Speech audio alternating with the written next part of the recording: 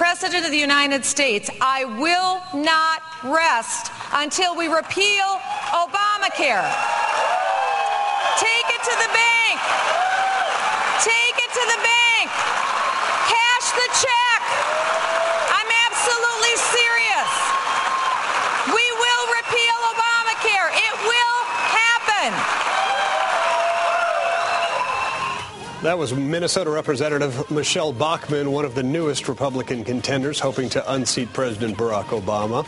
Last week, she was drumming up support in her home state of Minnesota, and she got the crowd rowdy, as you just heard, over a very controversial topic, Obama's health care plan. There has been a lot of back and forth between political parties over whether or not Obamacare is right for Americans. And this morning, I'm joined by radio host Lisa Wexler to talk a little bit about Obamacare. Good to see you again, Lisa. Hi, good morning. So this is confusing for some people. Do you want to give us just the highlights of what the Democrats say are so good about it and what the Republicans say is so bad about it? Yeah, sure. So in terms of context, right now the biggest constitutional issue that it's making its way, 22 states, 22 attorneys general are contesting the bill as a whole because of the aspect that requires you and I to buy health insurance for the first time, the mandate. 2 states have already said that that is unconstitutional, Florida and Virginia. Another has said it is. That will make its way up to the Supreme Court. That is one aspect the Republicans very strongly object to.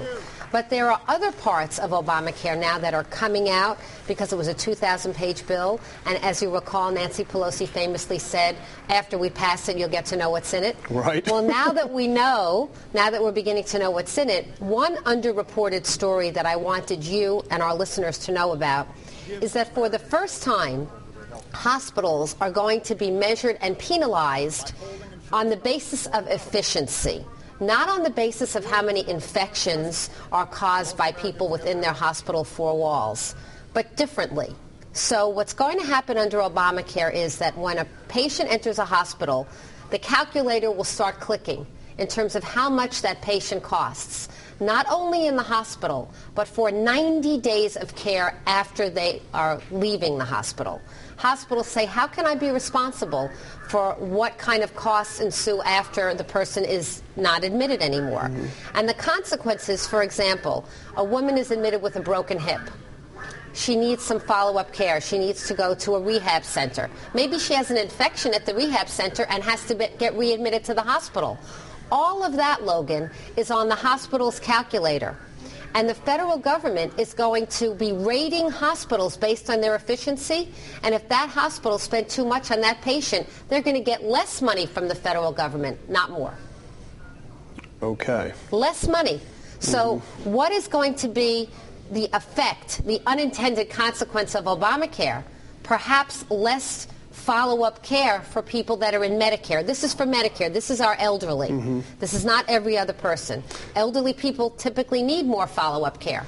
What are the thoughts on the better coverage for people with pre-existing conditions? Because that's another hot-button issue. Well, on that hot-button issue, as far as I know, Obamacare basically said that insurance companies could no longer disqualify people on the basis of their pre-existing condition. But the consequence of that has been, even before Obamacare goes into effect, an average of a 30% increase in premiums. And we know this because my husband is a principal in a small business.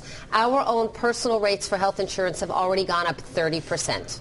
So it seems like Democrats are for it, Republicans are against it. What needs to happen to try to get both of these parties to somehow agree on it? Is there a medium ground, a middle ground of a compromise on this? Well, I think the Supreme Court track is going to handle whether or not the mandatory aspect is constitutional. If that proves to not be constitutional, I think they all have to go back to work, because that's a linchpin of this bill.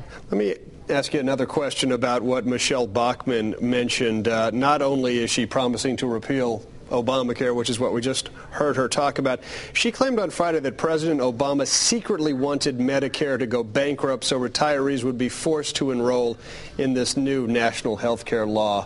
What do you make of this accusation that she says he secretly wants Medicare to go bankrupt? Well, I don't know that he wants Medicare to go bankrupt, but I do know that it is one of the primary goals of a lot of people in the liberal wing of the Democratic Party to have what they call the public option, but really to move us towards socialized medicine in the model of a lot of European countries. And I don't think that that's really in dispute. But no, I don't think President Obama wants Medicare to go bankrupt. So it's going that would be an exaggeration. Sure.